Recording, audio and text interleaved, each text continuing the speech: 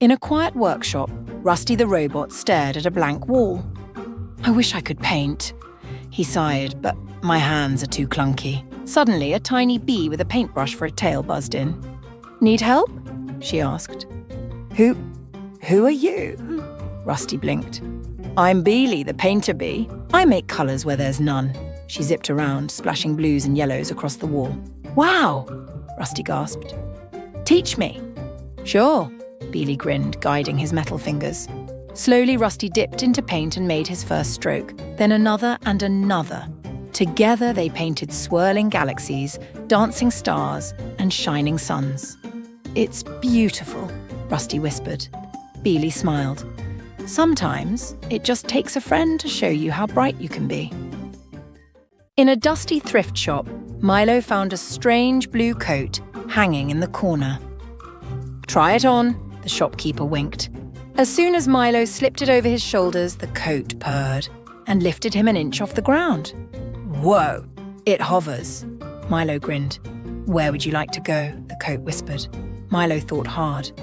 "Somewhere no one's been before." With a flutter, the coat soared out the door, over streets, past clouds, higher and higher. They zipped through rainbow storms and cotton candy skies until they reached a floating island with doors hanging in midair. "Choose a door," the coat said softly. Milo reached for a shimmering silver one, but suddenly, all the doors began to glow. "Each leads to a different adventure," the coat whispered. "But you can only pick one tonight." High above the tallest mountains lived a shy little cloud named Puff. He watched big clouds make thunder and lightning. "I could never do that," he sighed. One day the sun whispered, "Puff, the garden below needs help. Can you try?" "Me? But I'm too small," Puff said. "Please," the sun smiled. Puff floated down and gave a tiny squeeze. Out came the softest drizzle. Flowers perked up. Trees sighed in relief.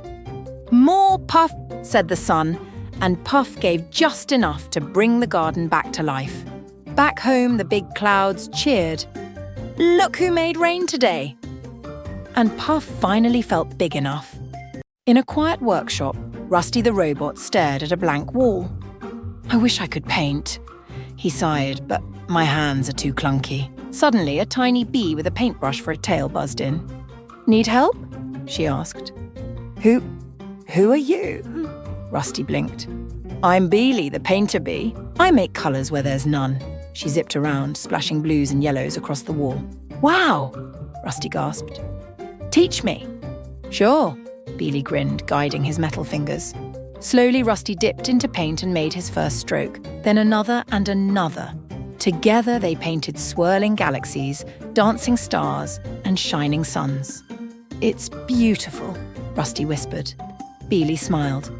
"Sometimes, it just takes a friend to show you how bright you can be." Every morning, Lila tended her tiny garden on the castle wall. Roses, tulips, daisies, all bloomed under her care. But one misty dawn, a shadow loomed overhead. A dragon! "Please don't eat my flowers," Lila begged, but the dragon sighed. "I don't want flowers, I need help." He opened a claw, revealing a wilted golden seed. "I've tried planting it everywhere, but it won't grow." Lila smiled gently. "Let's try together." They dug a small patch in her garden, watered it, and waited. Days passed. Then, sprout! A golden vine shot up, wrapping around the castle. "It needed kindness," Lila said softly. The dragon beamed. "And now I'll guard your garden, always." From then on, the dragon's wings shaded the flowers, and every visitor left with a golden bloom. Far beyond the hills stood the spiral tower, twisting high into the clouds. No one dared climb it, except Starzl. "Inside is a wish," she whispered, clutching her lantern. As she stepped inside, the staircase shimmered and shifted under her feet. "Choose wisely," a voice echoed. Every turn brought a door, one to treasure, one to adventure, one to answers. Starzl hesitated, then followed the faint sound of music. Up and up she climbed until she reached a tiny window at the very top. There she found herself playing a song on a golden flute. The wish was always inside you, the voice smiled. Starzl laughed, feeling light as air. As she played, the tower's walls unfolded into bridges of light, leading to dreams she never dared imagine. Tinsel the elf and Twinkle the kitten peered over the edge of Candy Canyon. "We've got to find the missing gumdrop crown," Twinkle meowed.